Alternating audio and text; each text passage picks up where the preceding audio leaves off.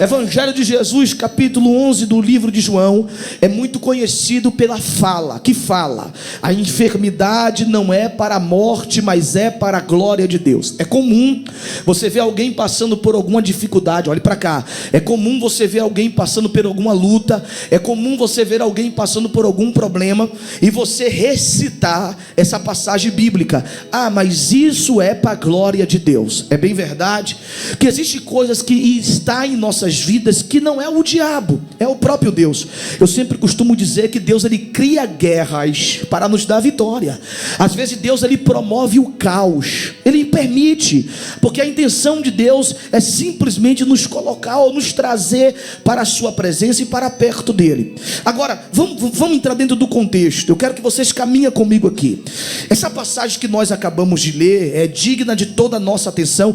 Por mais que você conheça o texto e diga: por eu conhecer, eu não tenho nada para aprender, eu vou dizer para você que temos muitas coisas aqui para aprender. Primeiro, nós temos que reparar que Jesus é um amigo desta família, um amigo de uma família rica. Agora, de onde surge essa amizade? Vem comigo aqui. Você tem uma amizade com Deus, até porque para você estar aqui, você mostra que você tem uma amizade com Deus. E falando de amizade com Deus, a Bíblia vai dizer que todos aqueles que quiser ser amigo de Deus, ele vai se constituir inimigo do mundo. Talvez a sua amizade com Deus, ela começou dentro de um quarto. Quando você estava entrando em depressão, o Espírito Santo chegou lá, soprou, começou uma bela amizade com você. Talvez a amizade de Deus com vocês começou em uma balada. Você estava ali naquele lugar perdido, e o Espírito Santo chegou até você e falou: esse lugar não é para você. Vamos supor, olhe para cá, a amizade de Jesus com essa família começa onde? Isso é interessante para você saber. Veja que João, o único escritor que fala a respeito de Lázaro, ele vai pontuar para nós algo que é digno de nossa atenção. Ele vai dizer bem assim: Maria, irmã de Marta, ela é justamente aquela Maria que quebrou o perfume, ungiu os pés do Senhor com o perfume e enxugou com os seus cabelos. Isso aqui nós temos que prestar atenção, porque é justamente aqui que começa a amizade de Jesus com essa família. Olha um episódio maravilhoso. Jesus foi convidado por uma grande figura pública, um homem de grande influência, e ele convida Jesus para quê? Para um jantar na sua casa. Esse homem convida Jesus, pela forma que ele se comporta, é para simplesmente saber se Jesus é justamente aquilo que ele apresenta se dizer que é. Então eu entendo que nem todo mundo que te chama para perto é porque te ama. Existem pessoas que te chamam para perto para saber quem realmente é você. Mas se a sua vida está ilibada, se você tem uma vida perante o altar de Deus, você não tem problema de dar acesso a pessoas que querem bisbilhotar a sua vida, porque quem tem, tem, quem não tem, toma emprestado.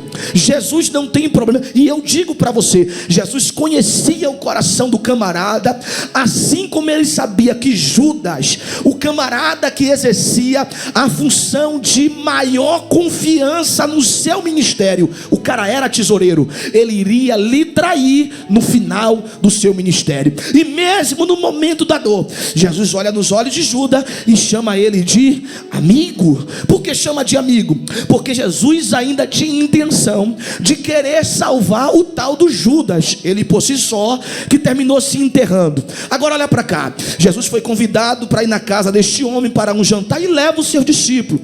A mesa está posta, está tudo muito lindo e tudo muito maravilhoso. Só que assim como Jesus está sendo observado, ele também observa. Ele entra na casa desse figurão e parece que não tem diálogo. Sacode a pessoa que está ao teu lado e fala: não tem química nessa amizade, não tem assunto. Você já foi convidado por alguém que você entra na casa dele e não tem assunto, não tem conversa, está se estudando, o convite está chato, ele está olhando para Jesus e Jesus olhando para ele está querendo ver o posicionamento de Jesus e Jesus querendo ver o posicionamento dele, quando de repente entra alguém em cena para quebrar o protocolo. protocolo. Sacode a pessoa que está ao teu lado e fala bem assim: para de estudar o ambiente, senão quem você acha que não merece vai levar no seu lugar aquilo que você veio buscar.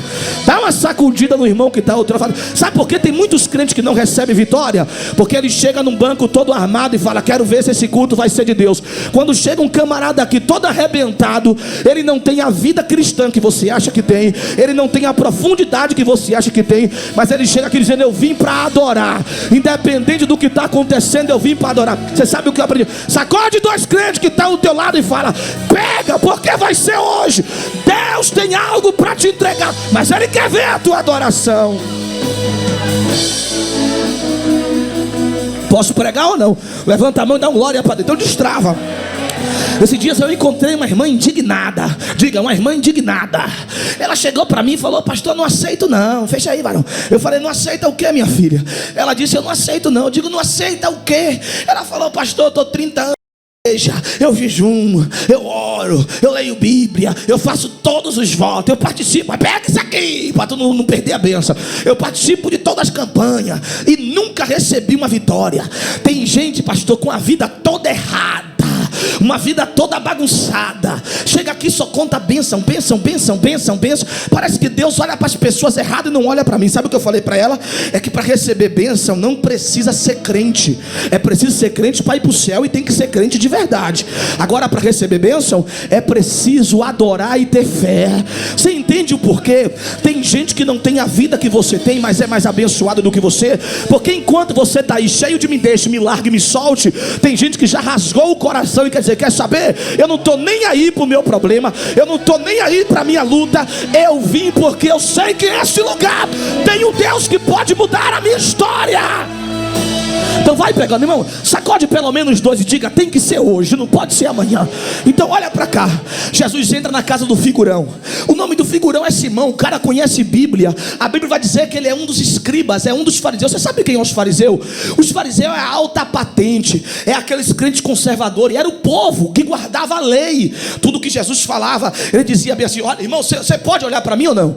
Os fariseus eram os maiores oponentes do ministério de Jesus. Você sabia que a primeira pessoa que falou da vida depois da morte foi Jesus? Elias não falou da vida depois da morte. Eliseu não falou da vida depois da morte. O único que disse: morreu, não acabou não, tem uma vida depois da morte. Quando Jesus começou a falar de uma vida depois da morte, eles falaram: esse cara é do demônio, essa doutrina é de Satanás. Moisés não falou disso, Elias não falou nisso. Como é que esse cara está falando de vida depois da morte? Então quem era Simão? Simão era um alto da corte, sentava nas 70 cadeiras. Só que quando Jesus chega na casa dele, ele está analisando: será que ele é? Será que não é? Aí enquanto ele está analisando, em vez de aproveitar, vou repetir para ver se você pega, em vez de ele aproveitar para adorar, ele está analisando. Aí a Bíblia fala que entra uma mulher. E sabe quem é essa mulher? Maria. Ela entra, mas com o coração tão carente. Ela não foi convidada, ela não foi chamada para o ambiente, mas ela chega quebrando o protocolo. Ela chega, o perfume é caro. Repete comigo: o perfume é caro. Ela quebra o perfume, e aí você vai entender o porquê ela ungiu os pés. Irmãos, eu estou com vontade de dar lugar, mas tu está me travando. Olha para cá. Ela quebra o perfume é caro, joga nos pés de Jesus e começa a lavar os pés de Jesus com perfume, pastora Priscila, e começa a chorar nos pés de Jesus e enxugar os pés de Jesus com cabelo. Aí entenda aqui uma coisa: a filosofia vai dizer que a janela da alma é os teus olhos. Ele começa a olhar para Jesus com os olhos de maldade e dizer: que decepção, se esse cara fosse tudo o que ele falasse, o que ele fala que é, ele não ia deixar essa mulher tocar no corpo dele da maneira que está tocando. Que decepção, eu paguei um jantar à toa. Olha aí, uma mulher pecadora como essa está tocando na intimidade dele. Aí Jesus observou que o olhar dele era de maldade. Pensa comigo, Jesus fica de pé, olha para Simão e fala: aí Simão, você está me julgando e julgando essa mulher porque ela fez o que você deveria fazer. Você sabe por que você está com o cotovelo doendo?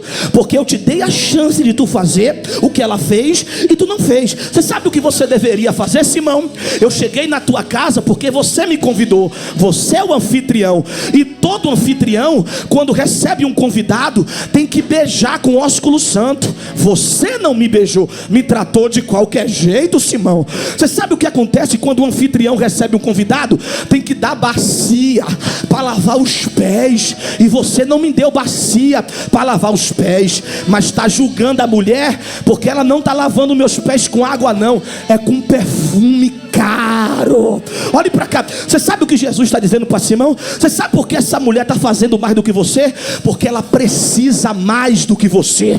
E quem precisa mais sempre vai entregar mais. Quem precisa mais sempre vai adorar mais. Então segure na mão da pessoa que está ao teu lado e fala: não me perturba não.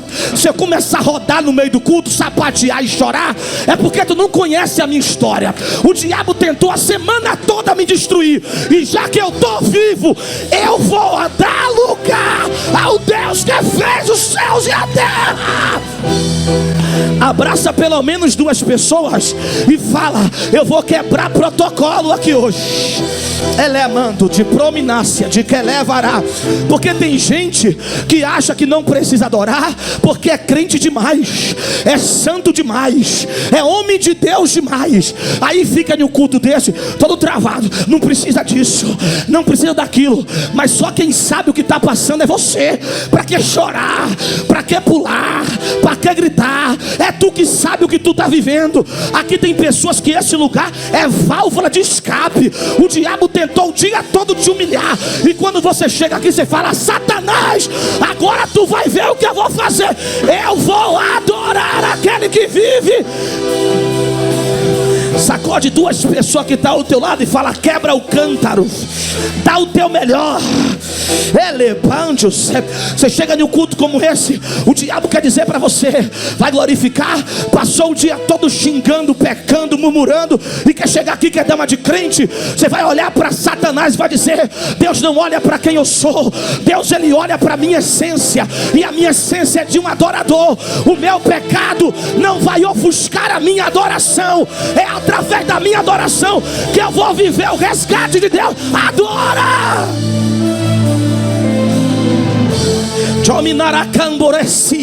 Olhe para mim. Agora pense essa verdade. Quem está comigo? Eu estou sentindo uma graça. Você não está sentindo nada. Sacode pelo menos dois e fala: hoje a gente arrebenta esse bloqueio. Pastor, por que tu manda sacudir toda hora? Para tu não dormir, não perder a ligação. Tem que perturbar vocês também. Cadê glória a Deus a igreja? Então observa aqui, ó. Vem comigo, vem comigo. Jesus pega uma amizade. Jesus pega o quê? Uma amizade com a família. E vamos pensar aqui: a família é rica, porque a teologia vai dizer que Marta, Maria e Lázaro é dono da vila, é gente de dinheiro. Jesus ia lá dormir, comer, fazer uma boquinha, levava lá os discípulos para dar prejuízo. Rolou uma amizade forte. Olha para cá. Aí a Bíblia vai dizer que queriam matar Jesus. Queria fazer o que, igreja? Queria fazer o quê?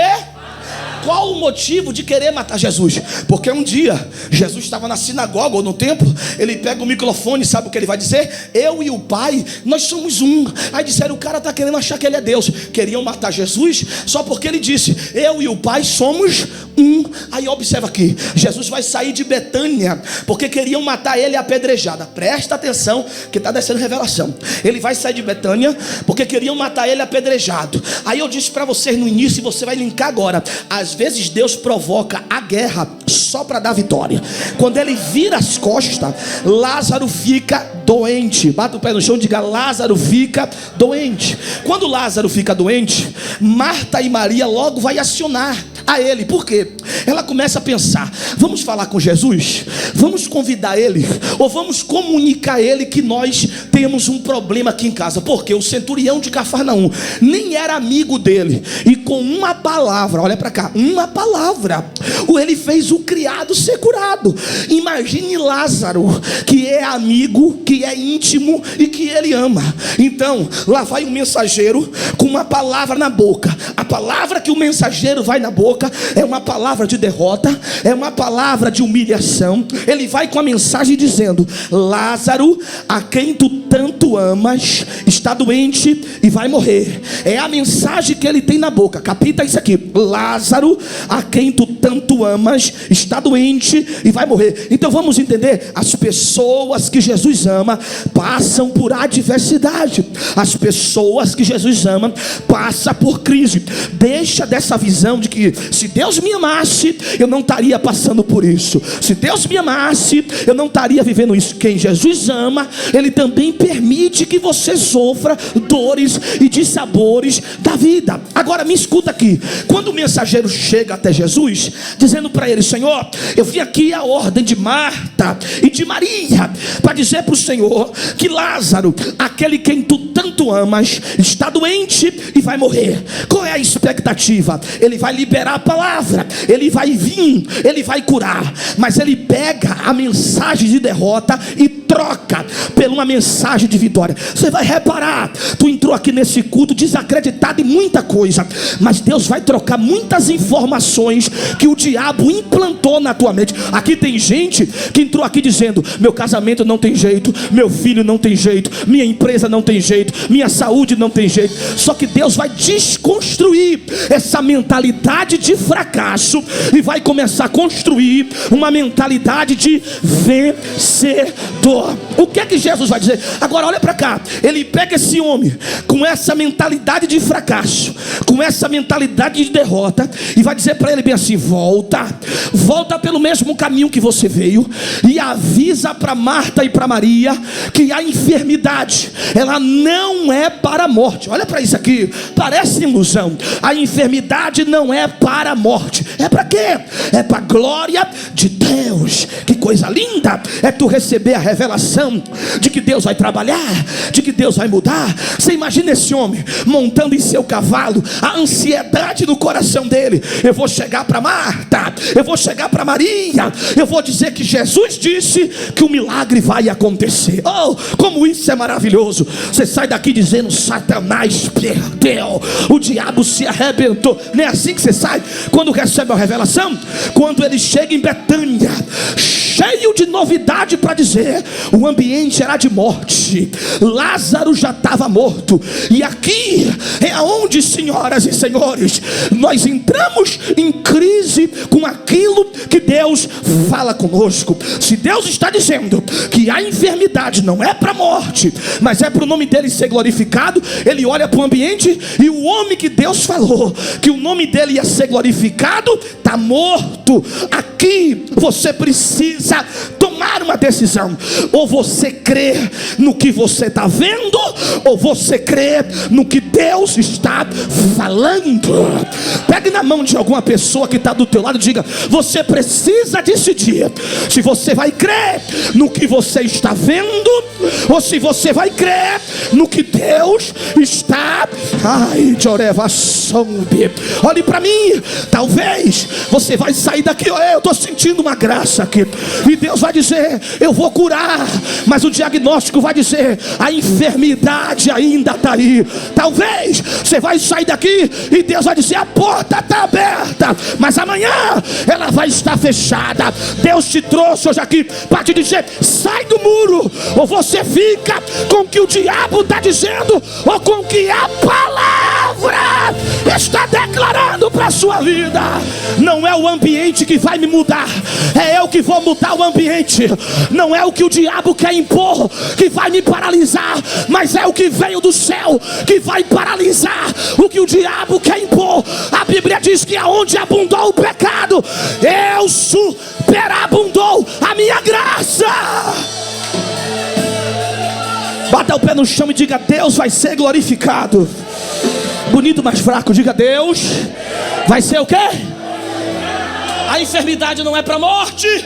É para quê, igreja? Mas a morte está aí. E aí?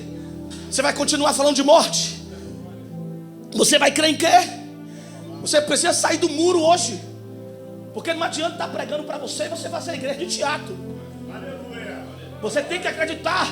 Até porque Deus não é menino para ficar falando toda hora. Uma palavra dele basta. Aí eu estou sentindo uma glória aqui. Observe que quando Davi vai para o campo de batalha, todo mundo fala, menos Deus. O gigante fala com Davi, Saul fala com Davi, os irmãos dele falam com ele. Deus não fala, mas não é por isso que ele deixa de lutar, porque ele sabe o que ele tem que fazer sem nem Deus falar com ele. Você precisa decidir em quem você vai crer, porque se você não decidir em quem você vai crer, você vai virar marionete na mão dos teus problemas. Ou você decide, olha para mim, no que você vai crer, ou você decide no que você vai acreditar, ou vai virar bolinha de ping-pong, todo dia o diabo vai controlar e perturbar o seu psicológico. Você precisa assumir a posição, você precisa assumir o posto daquilo que Deus falou. Olha para mim, definir. Chegaram para, olha para cá, Caleb, ele foi o homem que Deus prometeu para ele que ele ia morar em lugares altos. Ia morar onde? Porém, quando conquistou a terra, Josué queria dar para ele os lugares planos. Sabe o que ele falou? Deus não me falou de lugares planos, Deus me falou de lugares altos. Você sabe qual é o nosso problema? Estamos trocando as nossas dificuldades as nossas vitórias por qualquer coisa por causa da dificuldade. Estamos barganhando com a bênção de Deus, porque não suportamos ser provado como ouro no fogo. Se a provação vir, se o diabo levantar o tom de voz, a gente já despreza e abandona aquilo que Deus falou ao nosso coração. O Senhor te trouxe aqui hoje com uma razão, com um objetivo. Ou você se posiciona para tomar posse da bênção que Deus falou que vai te dar, ou então, meu irmão, o inimigo vai te sufocar. Olha o que está na boca desse homem. Ele tem uma promessa de Deus. A enfermidade não é para a morte, mas é para Deus ser glorificado. Mas o homem está morto. Eu preciso dizer para você, eu não quero saber qual é o ambiente que você está vivendo. Olha para mim, se eu fosse escutar tudo que eu ouvi do médico há 12 anos atrás, que ele dizia da minha filha, eu estaria depressivo, eu estaria psicologicamente, eu e minha esposa, massacrado por má notícia e má informação. Chegou para mim e disse, sua filha vai vegetar, não vai falar, não vai ouvir, falta de oxigênio na hora do parto. Olha para cá. Mas foi no meio desse barulho do inferno que Deus falou para mim, eu vou dar um cérebro novo para tua filha. E sabe, olha para mim, sabe o que eu decidi ir? Tinha diagnóstico, tinha resultados. Minha filha nem saliva conseguia ingerir, nem no peito da minha esposa conseguia pegar para mamar. Mas eu decidi ficar com aquilo que Deus estava gritando no meu coração. Pastor, e as evidências me assustava. E o que estava diante dos teus olhos me fazia temer. Mas lá no fundo da minha alma eu dizia, eu creio. Ai, Deus está gritando aqui no coração de alguém. Você não desistiu ainda por acaso. Você não desistiu ainda porque no teu coração o Espírito Santo está continuando dizendo, eu vou fazer um milagre na sua vida. Agora pensa comigo, quem está comigo aqui, levanta a mão. Levanta a mão, olha para cá. Você pensa comigo aqui, olha que coisa poderosa. Poderosa. Vai passar, Lázaro está morto 4 dias depois. Quantos dias depois? Jesus chega. Quem chega? Isso aqui irrita a gente. Irrita porque assim parece que ele só... É igual polícia, só chega depois que o crime acaba. Você liga lá e eles... Depois que está tudo resolvido, tu matou todo mundo, eles chegam. Olha para cá. Jesus chegou, olha para cá, irmão, para cá. Ele chega com uma cara de que está tudo bem. Mas você fala assim, como é que pode? Tá? E ainda ele fala, calma, eu estou no controle. Não está no controle, tu pode estar em qualquer coisa, mesmo no controle. Chega com a cara de tranquilidade, olhando para a situação, dizendo, não, já sabendo o que vai fazer. Deus nos leva às vezes no nosso limite psicológico para saber quem você é. Não é que ele tem que saber, é que você tem que se conhecer. Você tem que saber que tipo de crente você é, que comportamento você tem nas pressões. É fácil, irmão, ser crente quando está tudo favorável, glorificar Deus quando as coisas estão soprando ao teu favor. Deus quer ver quem é você na pressão. Tem 2 crentes aqui na pressão, tem Marta e tem Maria. E Marta é sangue quente, pavio curto. Quem é pavio curto aqui? Levanta a mão. Controla, Jesus. É aquele crente barraqueiro. Fala, que é isso aí? E ela parte para cima de Jesus. Duque Daza. E para mim, não adianta fazer barraco não. Quanto mais barraco, mais demora, a vitória vai vir. Vai chegar. Aqui, ela olha para ele querendo cobrar, fazendo uma chantagem psicológica. Aí, se o Senhor estivesse aqui, poxa, ele não teria morrido. Nem pro velório tu veio, cara. Como é que tu pode dizer que ama? Camarada que tu disse que tu amava, nem no velório dele você está aqui. Olha para cá. A conversa de Jesus com Marta é muito curta. É muito o quê? É muito curta. Ele olha para ela e fala bem assim, ó: chama a tua irmã Maria, fala para ela em parte, diz para ela que eu estou te chamando. Sabe onde Maria estava? Cercada de muvuqueiro. Você tem que sair de perto dessas pessoas que muitas das vezes dizem que está te consolando, mas está gostando do que você está vivendo. Amácia de comer, Eva. Barotes de que levar. Você tem que sair de perto de pessoas que está fingindo que está chorando com você, mas está se alegrando com a tua dor. É gente que bate no teu ombro e fala: vai passar, mas no coração dizendo: não vai passar não, você vai se arrebentar, desgraçada. Você tem que identificar quem é que está perto. Olha para cá, meu irmão. Peninha não vai mudar a tua história, não.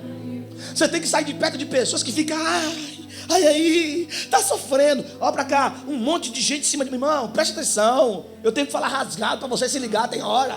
Porque esse negócio de sair nesse lugar, olha pra mim. Deus não tá se preocupado com o teu choro, não. Choro não muda a vida de ninguém, não.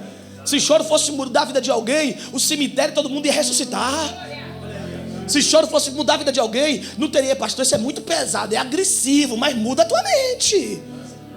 Muda, pode ser agressivo, mas tu vai começar a absorver isso. Olha para mim, eu não estou dizendo que você não tem que chorar, faz parte do nosso sistema humano. Quando eu falo de choro, eu estou falando de quem fica prostrado diante de um problema. Eu estou falando de quem fica prostrado diante de uma dor. Então olha para cá, está um monte de gente em cima de Maria, mas não vai mudar a vida dela. Aí a Bíblia vai dizer que Marta chega no ouvido dela. Olha para cá, no meio de toda a muvuca, Marta chega no ouvido dela e fala isso aqui, ó. Pega isso aqui, pega rápido. Olha o que Marta fala: o mestre chegou.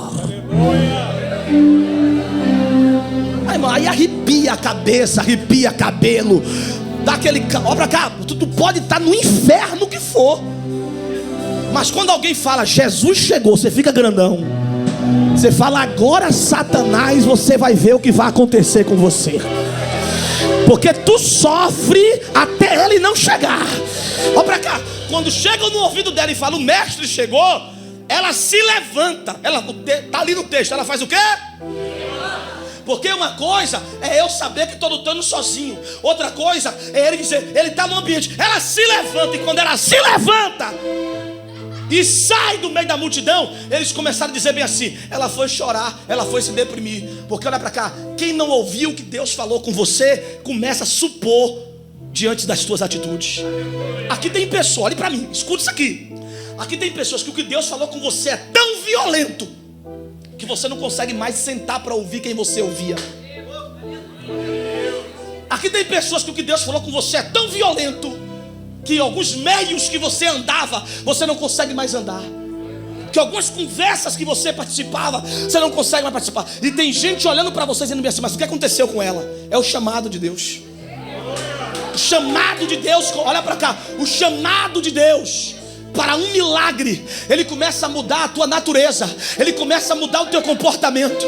O que tem de pessoas aqui, que coisas que você se importava, lugares que eram importantes para você ir, atrativo, você não consegue mais. Sabe por quê? Porque Deus te chamou para algo diferente, para algo maior. Quando Jesus fala no ouvido, quando Marta fala no ouvido de Maria, o mestre te chama, ela se levanta. Ela faz o quê? E começa a sair. E quando ela começa a sair, alguém começa a supor: ela vai chorar, ela vai se deprimir, ela vai se angustiar. Só que Maria, quando ela vai ter com Jesus, me escuta, ela vai falar as mesmas palavras de Marta. Vai falar o quê? O que é que Marta falou? Se o Senhor estivesse aqui, meu irmão não teria morrido. Ela fala a mesma coisa, só que com Marta Jesus age de um jeito e com Maria Jesus age de outro. E aí você pode até pensar: é acepção de pessoas? Não é o que você fala, é como você fala. Maria, ela fala completamente diferente de Marta. Marta estufa o peito e fala bem assim: aí, cadê? O Senhor não é Deus? Por que não resolve o meu problema? O Senhor não é Deus? Por que não mudou a minha vida? Tu não é todo poderoso? Ela se exalta, ela incha. Maria não. Se você pegar o texto, a Bíblia fala que ela prostou-se o joelho, olhou para ele e falou: se o Senhor estivesse aqui, esse diabo não ia me vencer. Se o Senhor tivesse aqui, olha a diferença. Uma fala adorando e a outra fala questionando. Uma fala dizendo: eu sei que se tu tivesse aqui, a história seria outra. Eu sei que se tu tivesse aqui, seria completamente diferente. Irmão, pega a visão do culto. Para de falar com Deus como se Ele fosse um menino de recado. Para de falar com Deus como se Ele fosse teu filho, teu empregado. Quando Maria fala com Deus, se tu tivesse aqui, mas ela fala chorando e adorando, Ele não teria morrido. Sabe o que Jesus disse para ela? Onde sepultaram Ele? Olha o que a tua adoração faz. O caso pode estar até perdido. Faz 4 dias que o camarada está morto, cheirando a mal, e ele está perguntando: onde sepultaram? Você está pegando isso aqui? Tem coisa na tua vida que humanamente falando, de fato, não teria como resolver, mas a tua adoração é tão envolvente que Deus está dizendo: eu vou me levantar para mudar a vida dele e a vida dela. Onde, presta atenção, onde sepultaram? Onde fizeram o que, igreja? Jesus está perguntando, mas olha o que ela vai responder. Já faz 4 dias. Está cheirando mal. Faz 4 dias e cheira mal. Você precisa entender uma coisa aqui, olha para cá. Se você quer viver o seu milagre, tem que suportar o mau odor. Às vezes você quer viver milagre, mas não quer passar pelo processo para receber o milagre. Aqui tem pessoas que Deus vai te dar um milagre, mas não vai abrir mão do processo. Aqui tem pessoas que Deus vai fazer um milagre, mas você vai ter que passar sim pelo processo. Eu queria receber um milagre sem passar por essa humilhação. O milagre vai vir, mas a humilhação você vai ter que passar. O milagre vai vir, mas todo mundo vai ter que saber que você é leproso. Deus só queria que Naamã mergulhasse no Jordão para ele ser quebrado. A intenção de Deus nunca foi o dinheiro de Naamã, a posição de Naamã, mas era o orgulho, era a prepotência. O Senhor te traz aqui hoje para te dizer uma coisa: o teu processo para receber o milagre, Ele não abrirá a mão dele. Então segura na mão de 2 pessoas e termina aqui agora. Diga para essa pessoa: começou o processo para você viver uma virada de Deus na tua vida agora.